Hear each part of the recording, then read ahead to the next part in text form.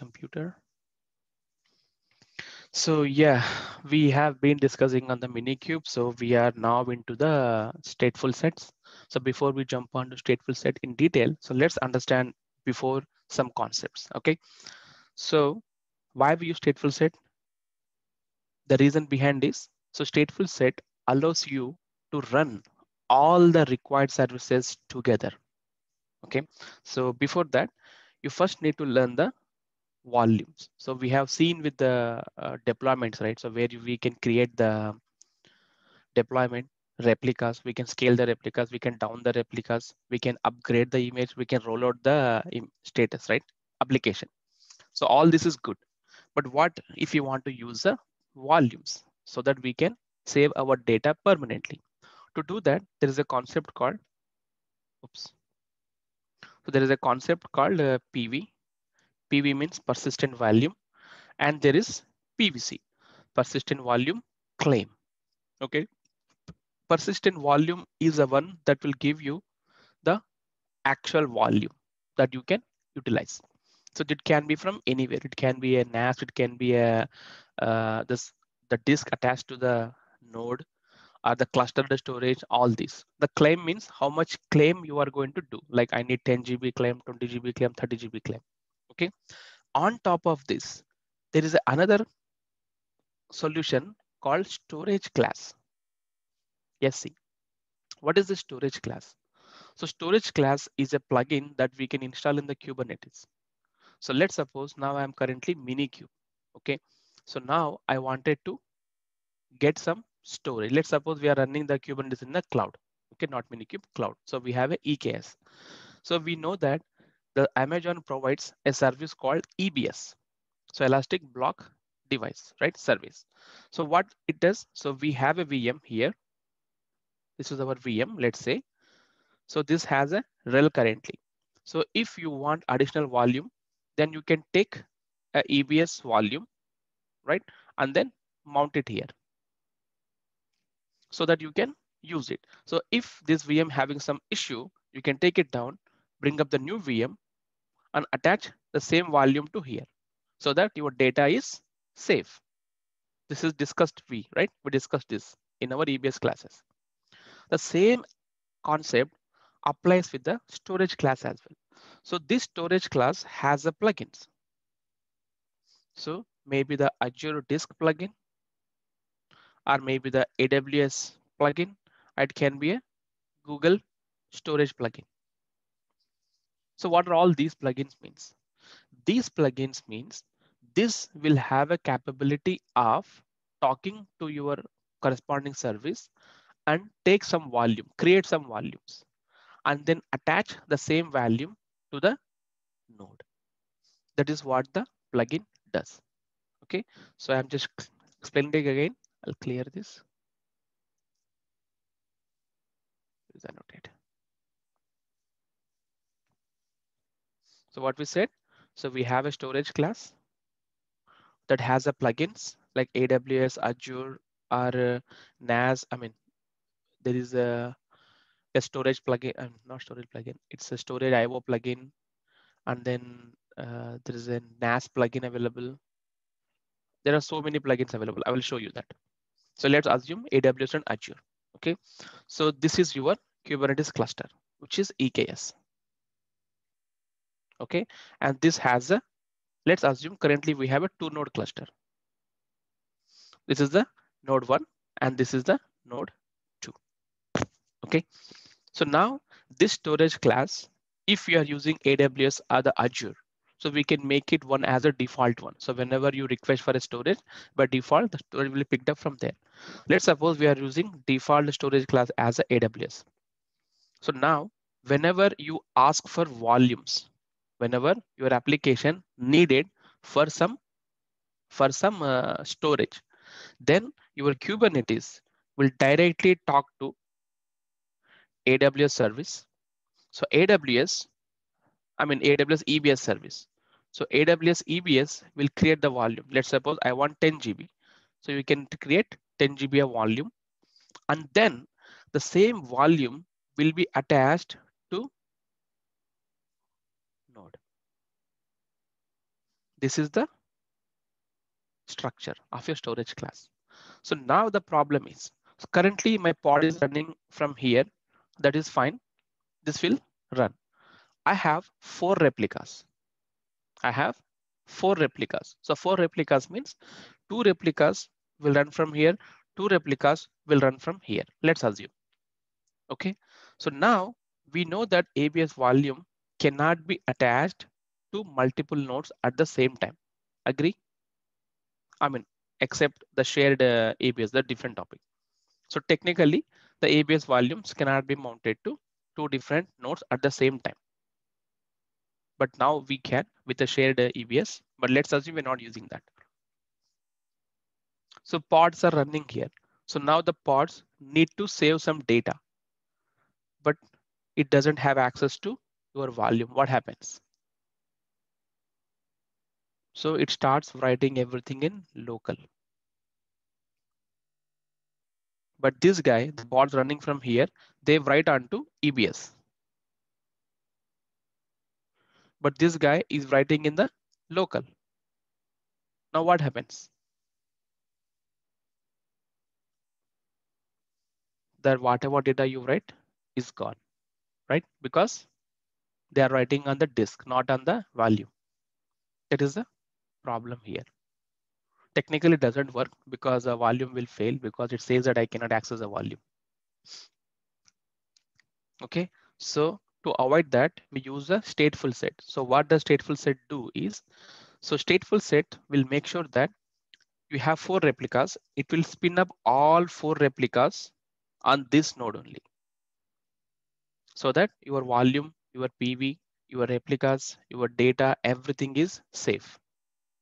If this node has some problem and this has gone down completely, now what happens? Your stateful set will automatically spin up the 4 pods here.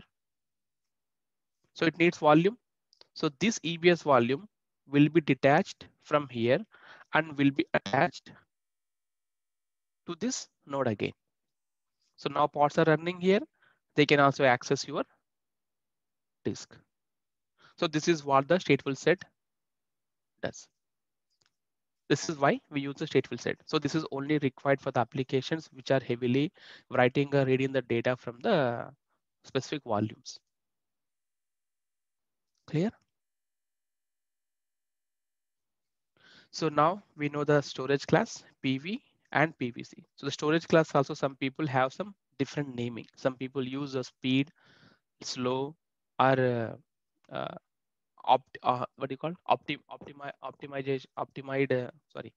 optimized storage and all. They put different namings. They can, but default you need to have one storage class attached. Then only it will, you can use the stateful sets. So now let's see it in a action here. This is concept is not required for you understand, but make sure that stateful set is only used to make sure that all the services run together closely. Okay, so that you can say in case someone asks the same question in the interview. So this is manages the deployment and scaling set of pods and provides guarantees about the ordering and uniqueness of these pods. Like a deployment, a stateful set manages pods that are based on an identical container spec. Unlike a deployment, this is important. Unlike a deployment, a stateful set maintains a sticky identity for each of their pods. So they're all identical. These pods are created from the same spec, but are interchangeable. Each has a persistent identifier that it maintains across any rescheduling. A stateful set operates under the same pattern as any other controller. You define your desired state, blah, blah, blah, blah, blah. Yeah.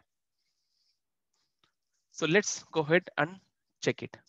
So there is no much difference. So just to make you guys understand, let me first make a deployment release. So deployment, there's a deployment we have written, right? So it needed a config, it is getting created. Deployment is also getting created as service. I'll go ahead and start running this, applying this.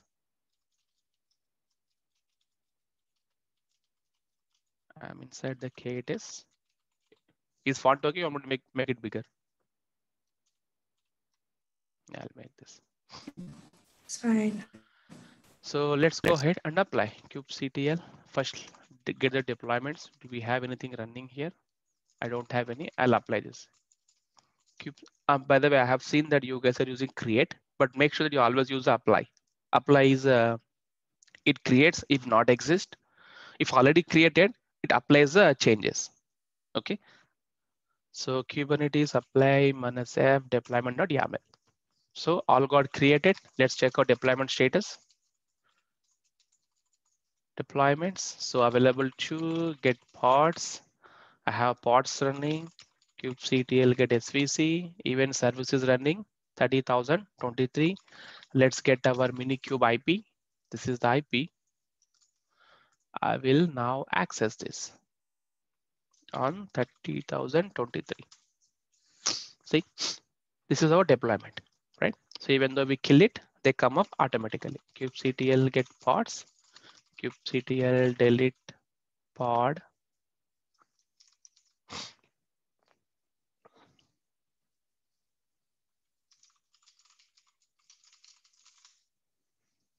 So automatically it brings up because we have a 2 replica sets.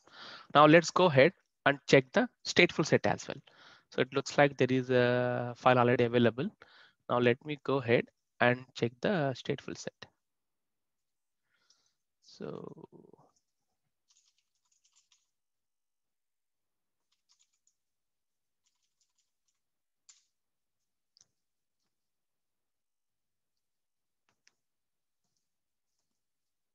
stateful sets.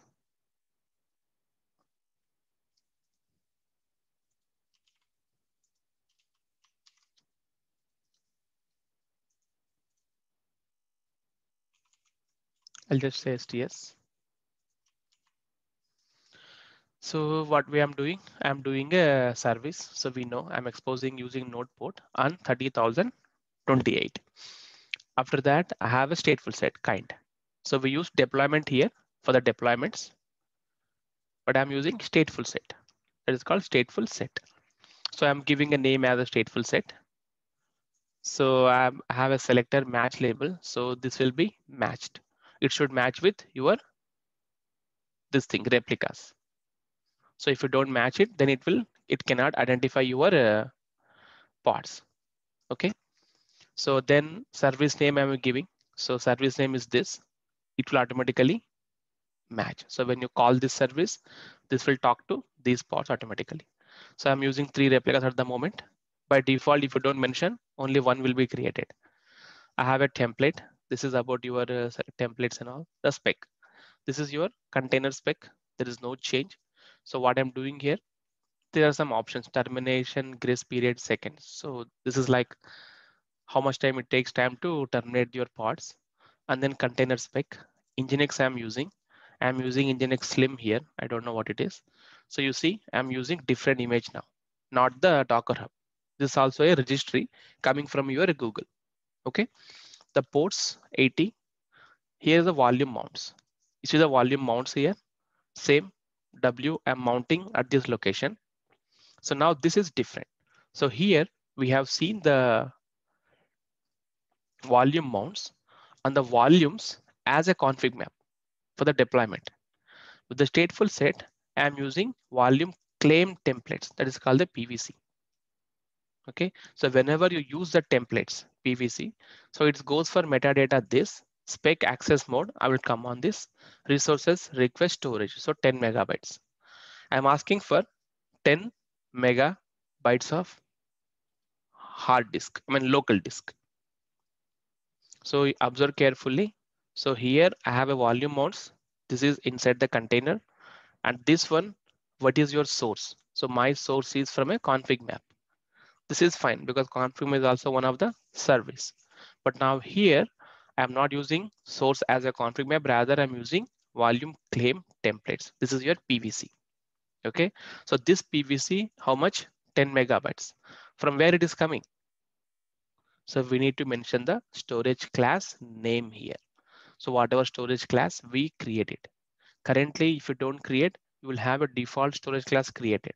So let's suppose check kubectl get SC.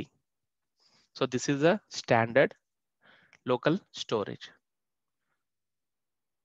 This is the local storage that comes for a Minikube. So if you use the EKS, that Elastic Kubernetes service in the Amazon, then you will have the default storage as your AWS EBS volume. So let me also give you the plugin that are available. Kubernetes storage class. Yeah, storage classes. So this is how you create the storage class. So API version, kind is storage class. The name they have given as a standard. You see provisioner. You see provisioner. So this provisioner is coming from AWS EBS. So if you mention this, then it will be created automatically. Parameters is giving reclaim policy retain. I'll tell about that as well. Allow volume expansion. You see this allow volume. This is also important topic. So allow volume expansion means, so currently you are running Jenkins in your Kubernetes. Okay. So your Jenkins, you have taken 1 GB of storage, but the volume is getting increased. So again, what you need to do, so how do you going to copy the data to the new persistent volume? So you will lose the data, right? So if you want to expand, if you have this section and your storage class allows it, then your this will be expanded automatically. Okay, so this is option say debug volume binding mode immediate. So when you want to bind it, so bind it immediately. So these are all the provisioners. So currently use AWS EBS. The provisioner means you have Elastic Block Storage, Azure File, Azure Disk, Ceph something. They have a cluster FS as well, SCSI, NFS. You see NFS and there is no check mark here. So you see internal provisioner. Internal means, so these are all officially supported by the Kubernetes. Wherever you see tick mark, wherever you see this is not officially supported by the Kubernetes, but there is a available that we can use it. Okay, so see there are so many storage OS as well. So I set up this NFS. Yeah, I use this NFS. So local means local disk. This local disk is only recommended if you have one single node or a proper clustering on the storage. Storage OS also does the same thing. So he is using here AWS. So the moment he runs it, a link will be automatically created to your AWS and the storage will be provided. Okay, so that's about your so reclaim policy, persistent volume. You can read all this. So there is it's like a all plain English. Whenever you want to read more, so you can read this. So let's not spend some time on it. So currently we have a default one. This is this. Okay, so let's go ahead and spin up our stateful set. So before that, let me edit this stateful set names. Wherever we have this, this is so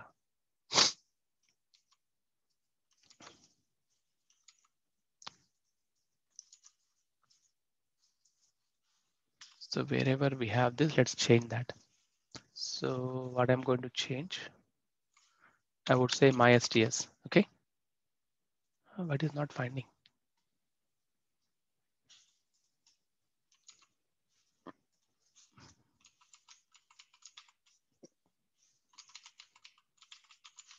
Okay, stateful set. I'm playing with my.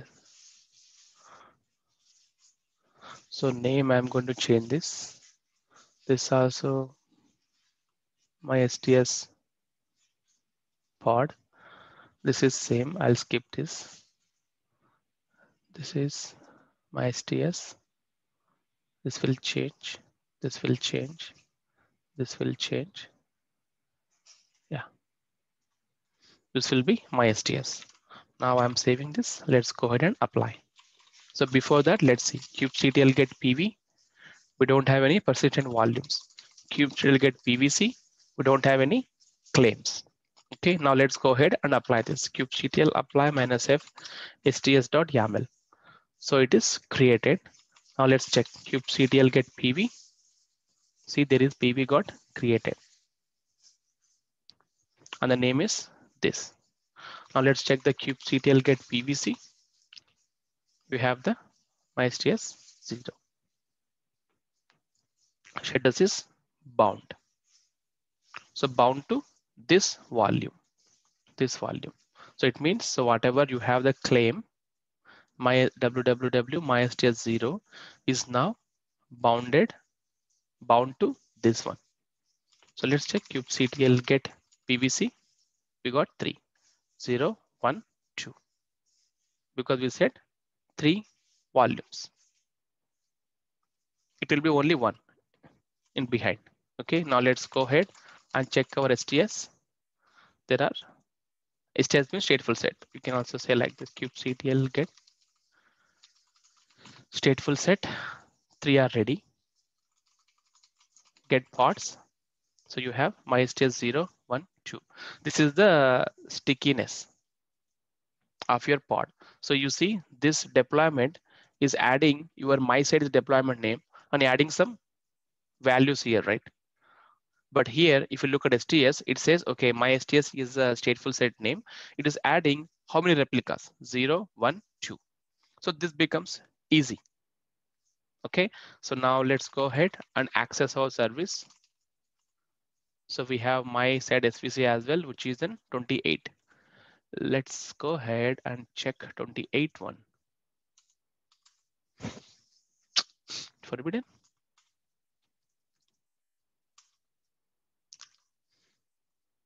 kubectl get pods.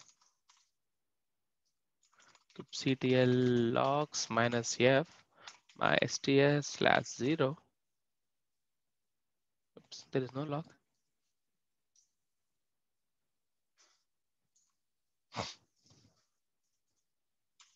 It is coming, but just giving the 403 forbidden.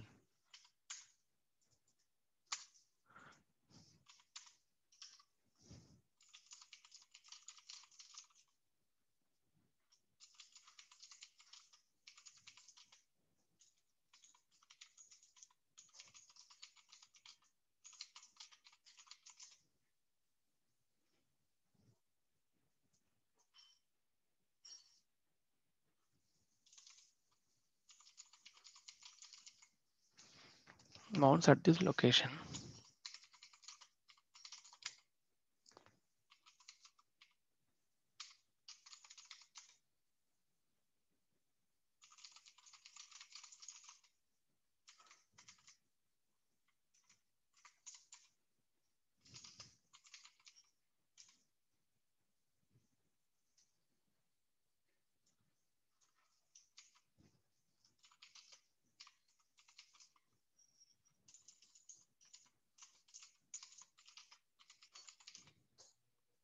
I don't have any index here.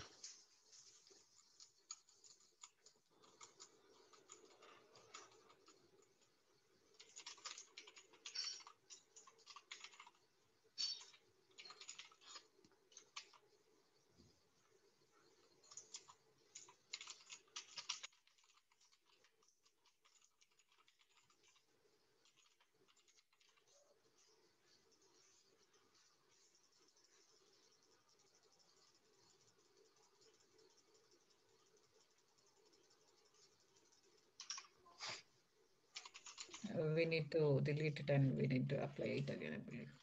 GTL delete pods my ts-0.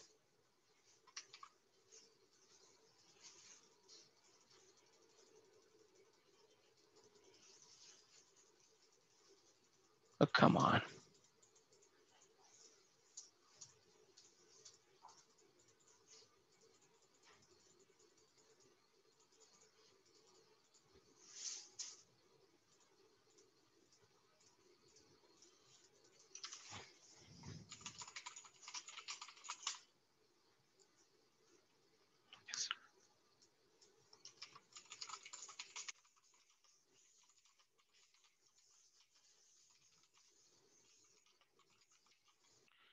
Your application have to write that.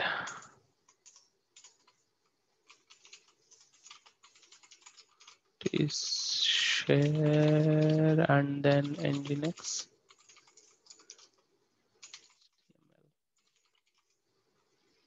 Yeah, you have that.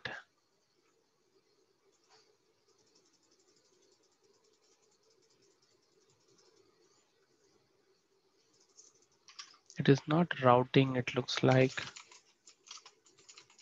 Did we do any mistake with the naming here? MySTS SVC, service name MySTS SVC, app is MySTS pod, MySTS pod. Yeah, everything is fine. www, yeah.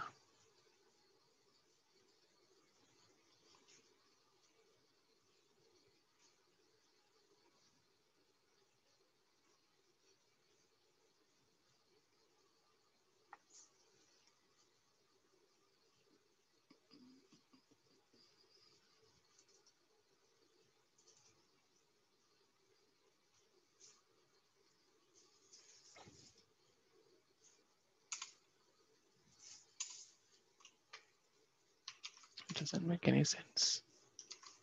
Let me use a different image here.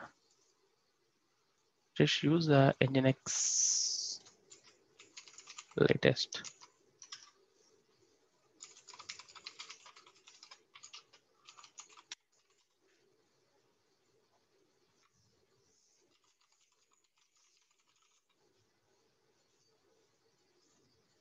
Same, so it is not killing everything. So still you have application running, but the second one is getting created, is rolling out. So it's still creating. Let's watch this.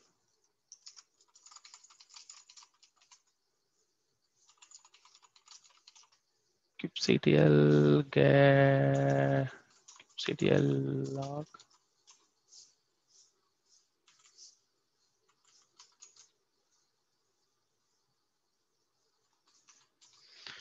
Waiting to start the container.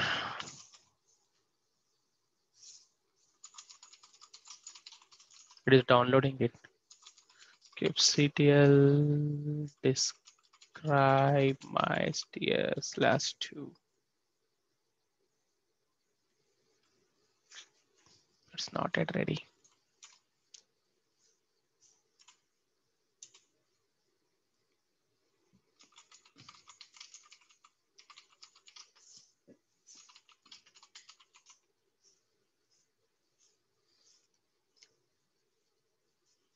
Created pod. This is 2.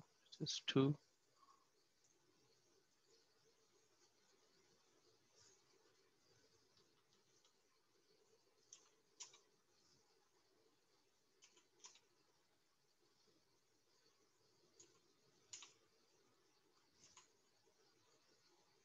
It's deleted. Let's check. Still creating created. It is downloading the image. Let's give some time.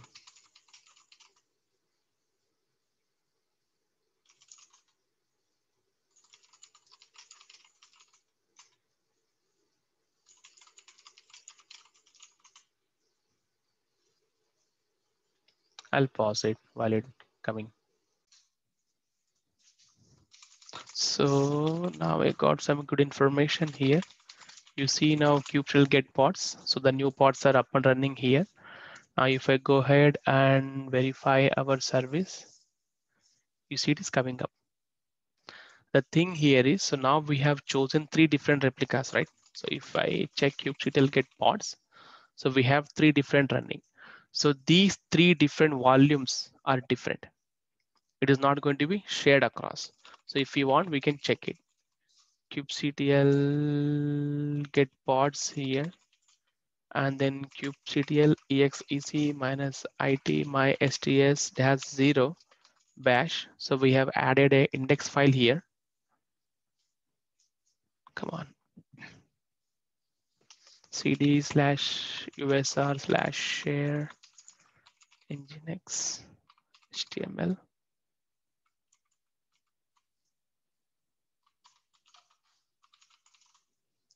So there's the index HTML file, which we have added during the previous troubleshoot. Even though the pod got deleted, the data is still there. So if I verify the same thing in the MySTS pod 1, then it doesn't have that file.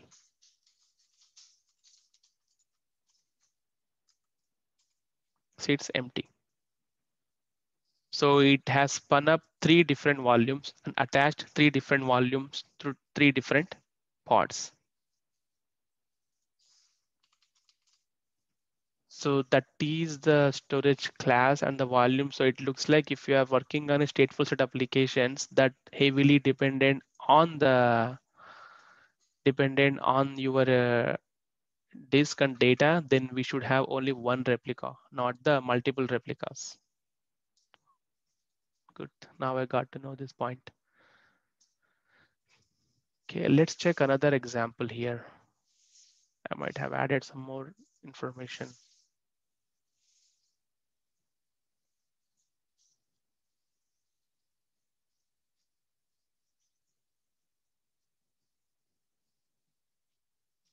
Yeah, this is same stateful set here, same stateful set, but I'm not using the volume claim.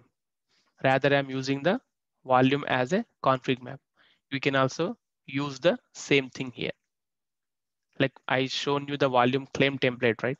So rather than claim template, I'm using here normal volume, which we have seen with the deployment from the config map. So that's it about the stateful sets. So I think I need to little bit learn about this much details.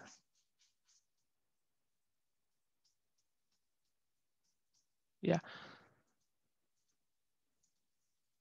So these are all so there is one more thing called the roles. So this is bit in-depth knowledge. I'm not sure whether you guys can understand this, but I'll explain it a little bit. So this is kind of a hacking and creating the separate roles and using the service account to log into your Kubernetes. So what I'm doing here, I'm creating a namespace called UTA. This is service account. So what is service account? So service account means, let's suppose if you want to access your pods or your different namespaces, you need to be given access, right? So when you join the company, you may not get full access. So you may be given access to only your namespace. So let's suppose there are some activities that your pod needs to done. Let's suppose you have an application. Let's suppose Jenkins. So you have a Jenkins running in the Kubernetes. So there is a plugin available called Kubernetes plugin for the Jenkins. So now technically what we have seen, so we have seen Jenkins and we have used a SSH plugin to add the SSH agents, right? So similarly, if you use Kubernetes plugin, then you can attach a Kubernetes cluster to your Jenkins. So whenever Jenkins wants the agents, then it can spin up the Kubernetes pods, run your build. Once the build is complete, it deletes the pod. That is an advanced concept that I don't recommend that you guys to focus on that. Okay. So if we have that structure implemented in the company, then your Jenkins is going to spin up the pods, right? So your Jenkins need access to your cluster. So how are you going to give the Jenkins access? So in our AWS, so we have seen roles, the roles that can be assigned to a service to talk to another service. So we have granted a EC2 role to VMs so that VM can talk to EC2 components and also S3 components because we have given access to S3 as well. So if you recall that. So we did not provide any access keys, secret keys, but the VM was able to talk to your S3 and copy the files. The same way we use here service account. Service account is like a user that gets created in the Kubernetes. And you can grant access to that service account. And then you can use that service account secrets, that kubeconfig, to configure your Jenkins so that Jenkins uses that account details and spin up your pods. It is like bit of high level structure. So what I'm doing here, I'm creating a service account. This is a role. I'm creating a role similar to what we have seen in AWS. So role name is prod reader. Okay. What privileges I'm granting access? This is like you're attaching your policies. So API group all. So all API groups. It means it can talk to any of the API groups. Resources pods. So I'm controlling to only pods.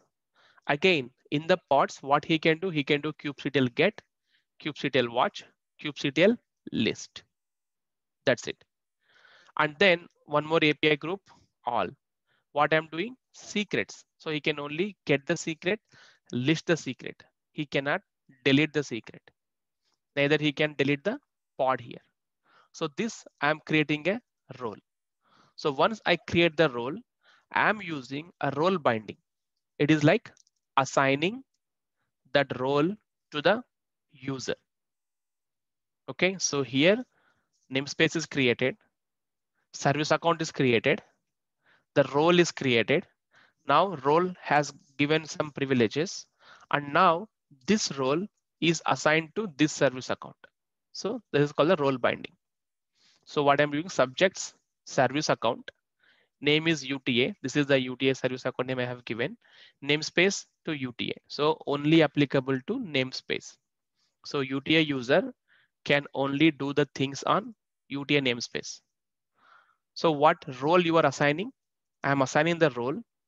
The name is UTA pod reader. So this role is now assigned to this user on this namespace. So now when you log in with this service account, you can only perform these operations.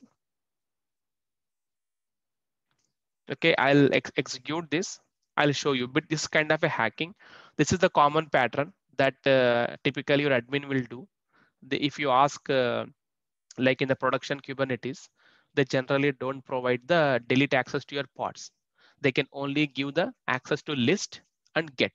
That's it. Only two operations for the pods, nothing else. Secrets, you don't get it. Deployments, yes, you may get list the deployment, get the deployment, not the delete.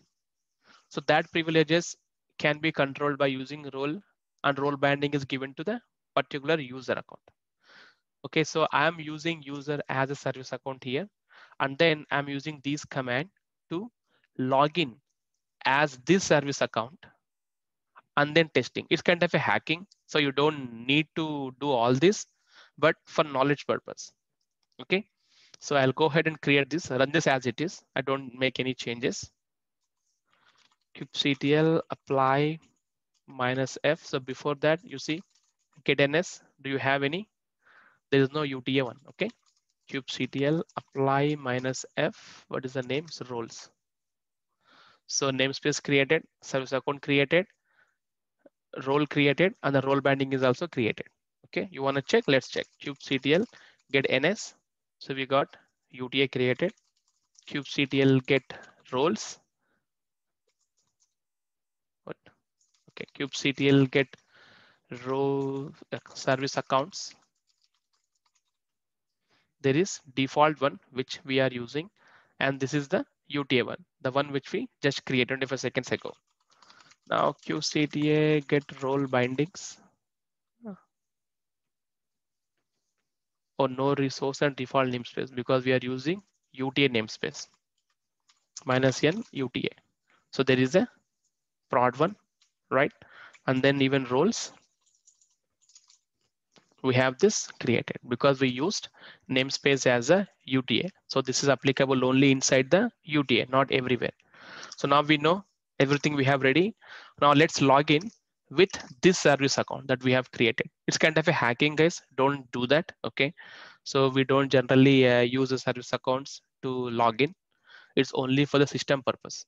If the pod wants to access some other pods, if the pod wants to spin up some more resources, then we use the service accounts. Okay, don't do that, but just for knowledge purpose. Okay, now I am going to first get the secrets of that. kubectl get service accounts are SAS. Sorry. So we got this UTA. Okay, kubectl get secrets. So this is a default token. This is the UTA token available. So now I need to get the password of this. So there are some commands. kubectl get secrets, the secret name, and then you need to do the minus o JSON path is equal to. So before that, let's check the, I'll show you probably first before we work on the JSON path. So this is your secret account and this is the secret token. Okay, you need to get this token. So if you go to the properly, it is inside data and then data you have token. So to get that, you need to do minus o JSON path is equal to data dot token. No, I need to give the codes outside. Sorry.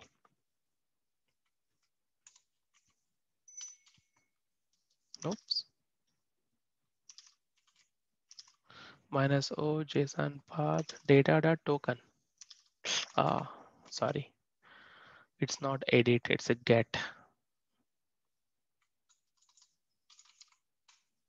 See, I got the token. So I need to decrypt this with a base 64 dash dash decode. So before that, let me give some enter.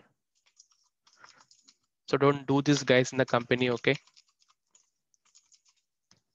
So now I got the decode option.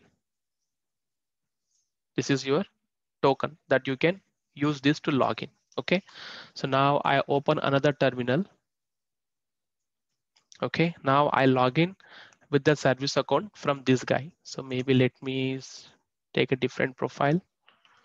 Where is blue?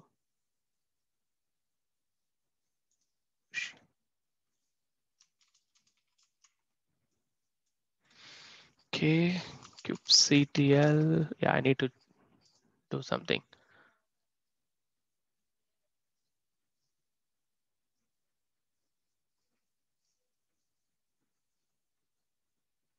You see, kubectl config set credentials. kubectl config set credentials. I'm giving the name as a UTA, okay, and then I'm adding a token. Token is equal to the token name whatever we have downloaded here.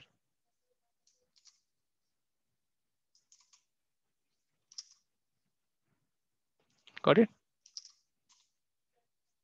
User UTA is set. Now let's change the context. So config set context to UTA, right? Sorry, user UTA.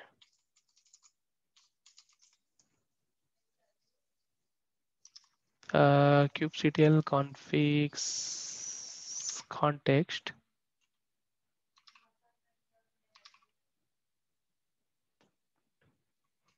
Okay. Minikube modified. And then now let's see kubectl get pods. You see unauthorized. kubectl get ns unauthorized. kubectl. I need to change the namespace. Let me change the namespace to UTA.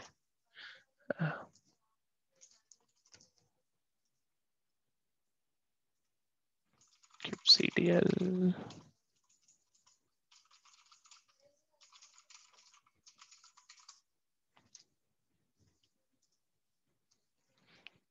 Oh man, not this one.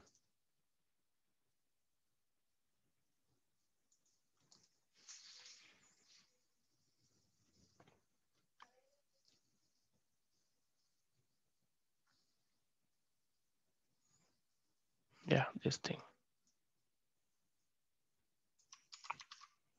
So kubectl namespace is equal to UTA. Modified. Now if I do kubectl get pods,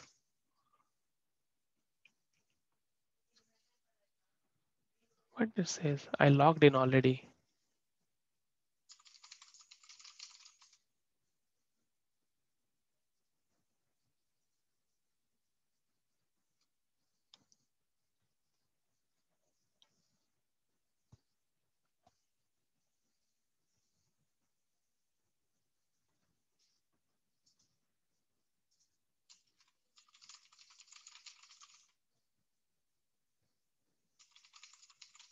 kubectl.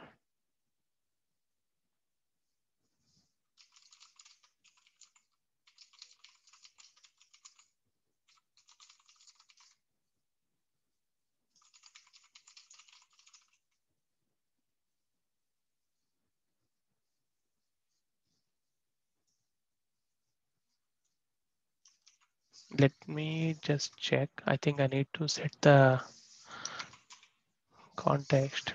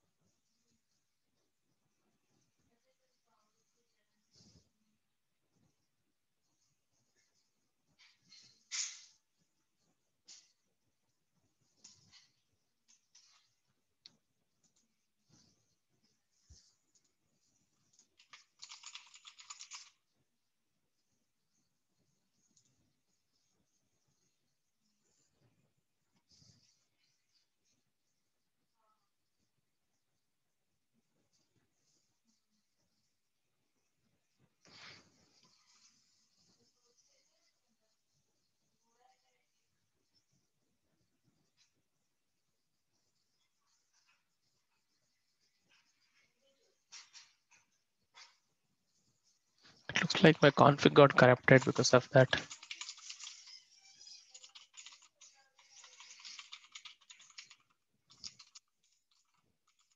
Let me pause the recording bit because I have some sensitive information. Yeah, so I used this curly braces, right? The curly braces is not supposed to use. I put that because of that issue occurred. So now I logged in as a UTA user. So if I say get pods, you see, I got forbidden error. Cannot list the resource pods. So if I get the namespaces, I cannot. So I can switch to different namespace. So the command is to switch the namespace is this config set current namespace. Okay, kubectl config set context current dash dash namespace is equal to UTA. It check. If I say get pods, cannot list the pods in a API group. Okay. kubectl get list pods list.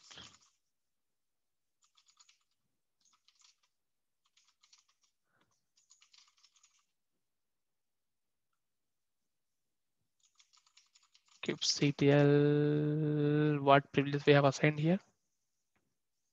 Get is assigned. Secret kubectl list.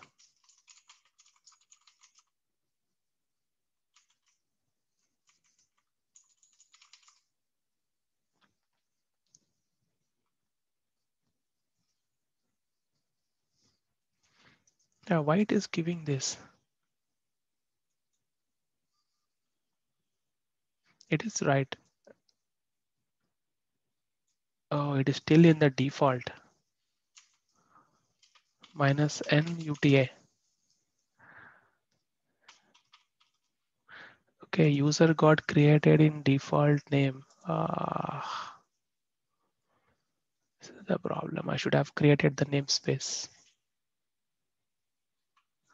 No, it is not like that.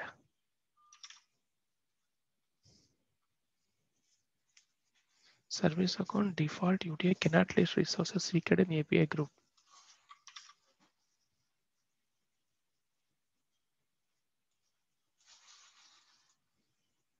It looks like they might have changed the structure here.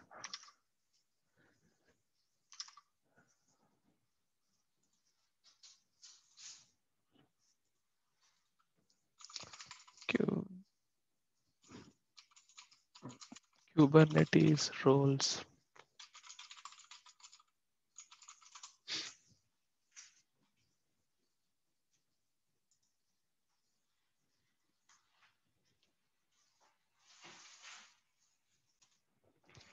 Yeah, I just recreated the same resources without the namespace. I'm now getting it secret. But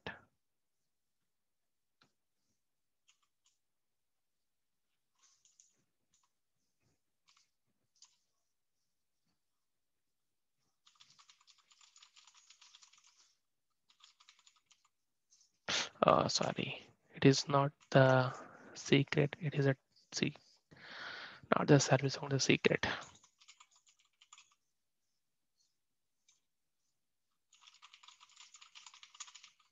Secret has a different name.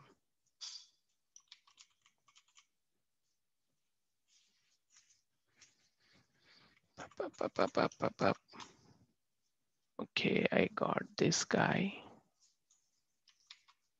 Now I need to run the command again. kubectl config set credentials UTA token is equal to this.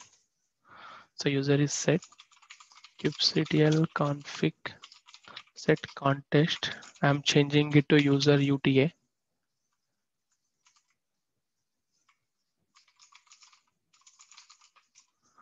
Current. Now if I do get pods, I can do kubectl get deployments. I cannot. Yeah, that namespace was having some issues because the account was created in UTA, but it was not having access to namespace and all. So this is the thing. See, I created the service account without namespace. I created the role without namespace. I created the role binding without namespace.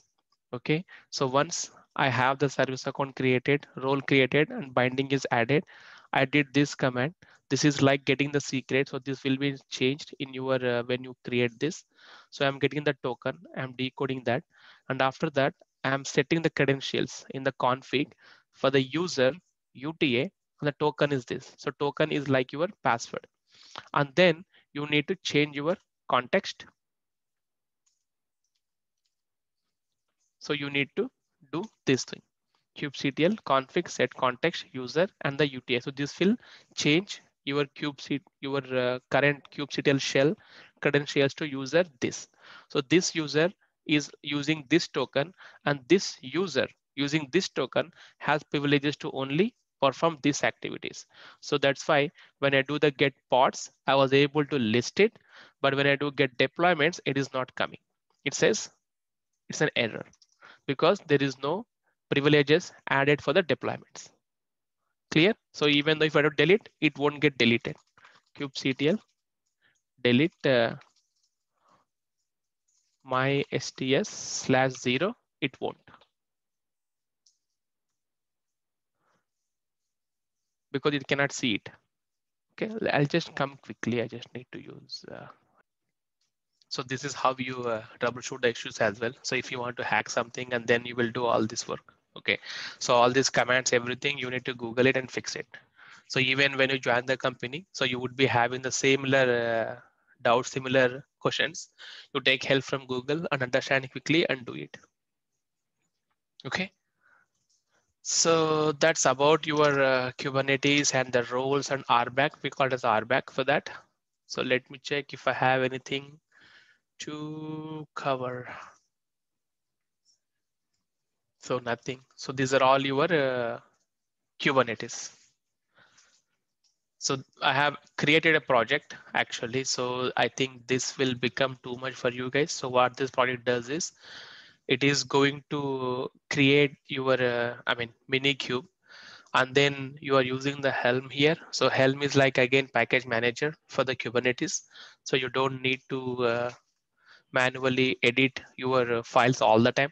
So Helm will take care of properly upgrading your releases, deleting your releases, downgrading your releases. It will take care.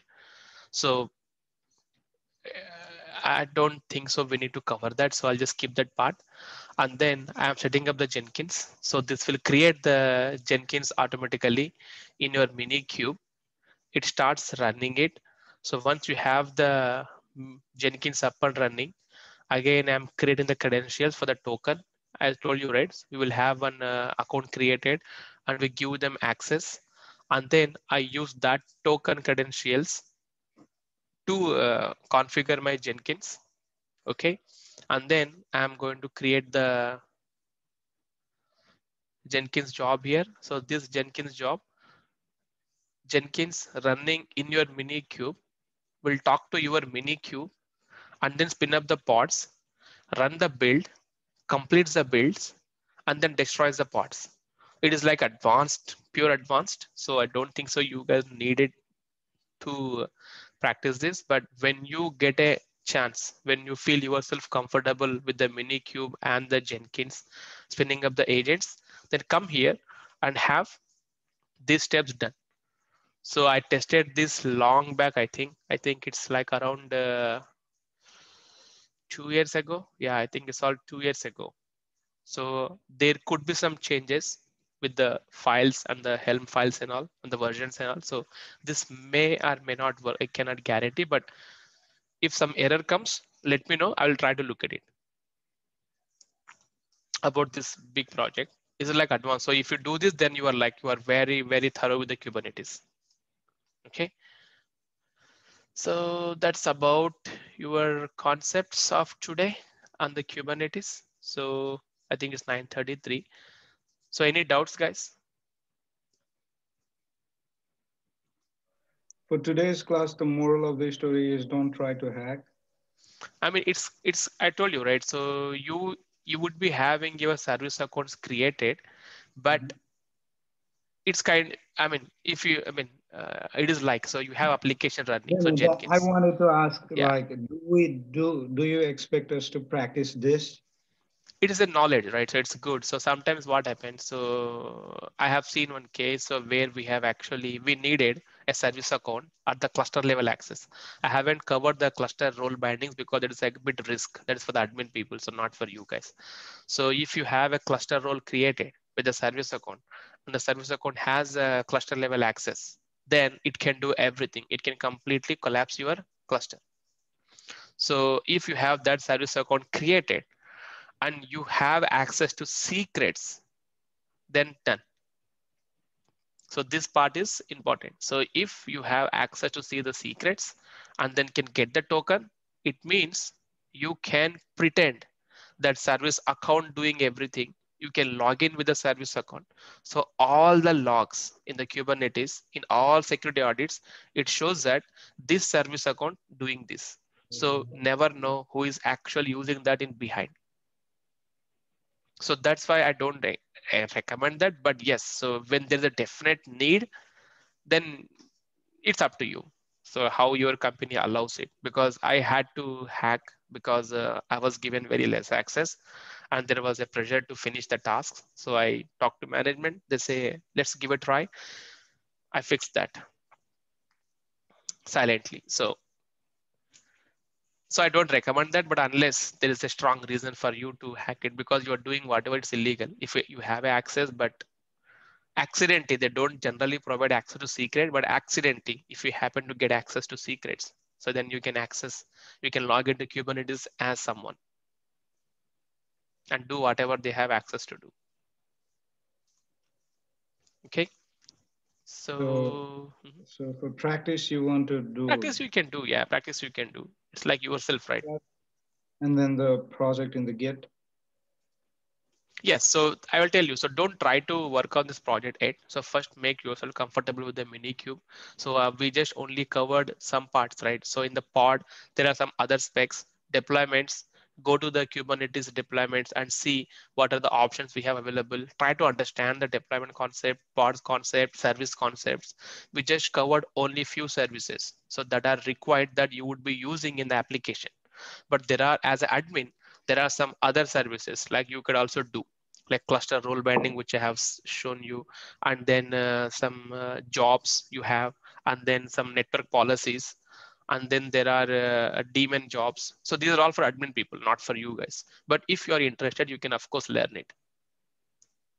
So if you have a AWS cluster set up in the Amazon cloud, so it is a public facing, let's say, but still you wanted to control the access. So you want to control the access that only your company should be able to access your cluster, no one else. So in that case, how are you going to control the Calico policies? So that is network policies. There's an advanced concept of your Kubernetes admin for not for you guys. So if you're interested, of course, you can learn. So you have a kubernetesio.com. So they have complete references for all their services.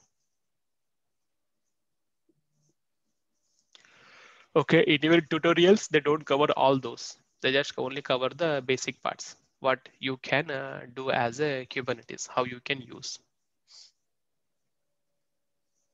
So if you want to know more about the admin level, then yes, I don't recommend for you guys to go over there, because generally, so people with actual having certificate in the Kubernetes, they won't be given preference to maintain the Kubernetes environment. Okay. So that's about our Kubernetes for today. I think that finishes our class. You are not going to cover Jenkins. We should do by ourselves that one. Jenkins we covered already, right? No, in Kubernetes. So you want to run the Jenkins in Kubernetes? Yeah. It's That as okay. pipeline, Let's all do these one things thing. So which we I are will give showing. you where what you can do. So you have this, right? You have this, right? Yeah. So either you can use deployment or you can use a STS, stateful set. So make the replica as 1, not 3. Or you can delete this completely. Then by default, it will be 1. So here you see the Nginx here. So change this to Jenkins image. And then the volume mount, change this to /var/Jenkins home. That's it. So your Jenkins will be up and running. So once you have Jenkins up and running, then it is again advanced concept of using the Kubernetes plugin. So Kubernetes plugin, the syntax, the pipeline syntax changes, and then configuration changes. You need to create a service account that have access to spin up the pods, delete the pods. So you try to set up the Jenkins, that's fine, that is enough. So make sure that Jenkins runs from your Kubernetes environment. Use stateful set. So there are actually available. There will be some reference already available in the market. But still, I would recommend you give it a try. So if it works, which is good. If you have some issue, then refer their examples. So whatever we are using it here, right? So now you need some changes to this image. You need some changes to this size. Okay. So again, you have to come here and modify the YAML files, right? So generally people prefer this way, and people also prefer the Helm. Helm is a package manager that contains your charts and values and your release information. So Helm is like a command line tool that you can use. It has a structure again, not the simple YAML files. It has a charts, it has a values file, and it has some data. So whichever data is static, you can keep it. Whichever data can be variabilized, you can variabilize it. And then you can just update the same values in the values file, that's it. And then you do the Helm install or a Helm upgrade. What it does is it will automatically identify the changes and deploy the same changes to your Kubernetes. It will also maintain the release history. So if you really want to go back to previous state, then you can just do the Helm go to previous state. It will do that. Because with the deployment, So you have to identify. So we have seen these commands, right, with the deployment, where it is gone. Where is that? So Lokesh, you have to use YML or AM file or Helm, right? Any one, or we can use both. YAML file. Helm is a YAML package file. manager. Yeah, YAML files are like plain YAML files which you write for the Kubernetes to understand. So again, there's a Helm. Helm is like provide you convenience. That's it. So now Okay. you see this kubectl scale deployments, myset replicas, and then you see kubectl set image deployments, myset Tomcat Nginx record. So this, it can identify your Kubernetes can maintain this history. But if there are some more changes, like you have changed your volume information, you have changed some other variable parameters, right?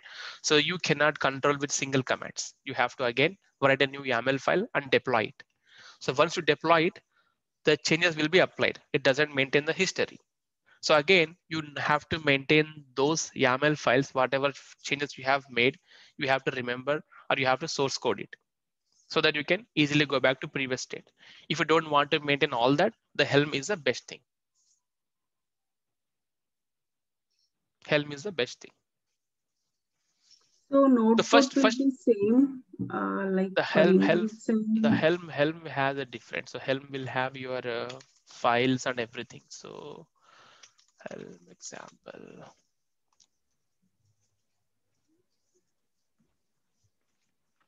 Last week I got a requirement on Helm and Chef, So Lokesh. this is the Helm. So they are installing the WordPress here. So it has a chart. The file containing information about the chart information is a license readme. These are values. You see the values. This is the file that contains your, the value that can be variable, that can be changed. But this information is constant. And then you have a chart directory, templates here, whatever templates we are maintaining. So let's suppose the chart YAML file, you have a version, name, Kubernetes version, description. This talks about your Helm details. Okay. And then you have here, what? Values. Where is the values? Where is the value? Yeah, where is values? Yeah, values file. You see, subchart 1 enable true. Tags front end, back end. So subchart 1 here, there, right? It will go to the subchart 1 and then edit this variable to the true. If you go to the tags, you see the tags here. So it has a backend and subcontract. So it makes front end as a false, backend as a true, wherever you use these tags. So you see tags front end false. So wherever you have it here, it will keep as a false. It is bit. I haven't explained this to anyone, so I don't know how to put this in a explanation. But when the time permits, I'll probably cover this, but I cannot guarantee.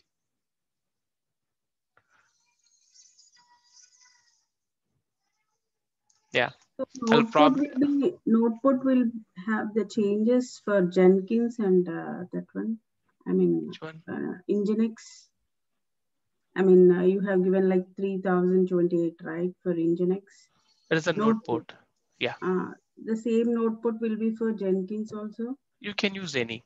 Notebook is just like you need one port to expose your service. So you can use any. So once the node port is already being consumed by some other service, you cannot reuse that.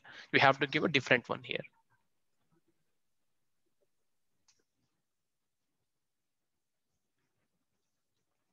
I will see if I can find some time and get for Helm as well. I'll cover that one. There is a new one is also coming into the market called Argo CD. Yeah, this also a good thing, but I have never used this Argo CD. And this Helm I will try to cover whenever I find a time. I'll probably put some examples and take up a class. So next concept we wanted to cover in this is, do we have, yeah, I have Terraform examples as well, which is written 14 months ago. We will cover the Terraform in tomorrow because Terraform is also required. Okay, we will cover this Terraform as well. We have modules and we have also project. Okay.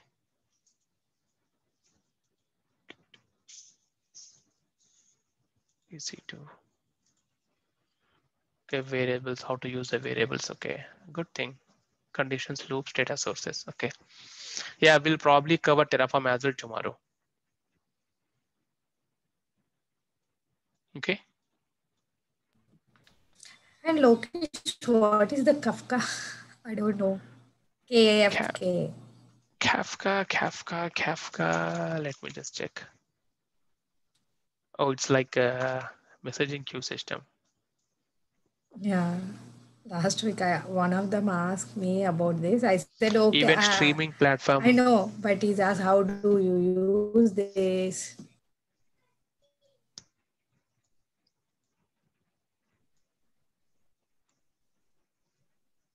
Real-time data feeds.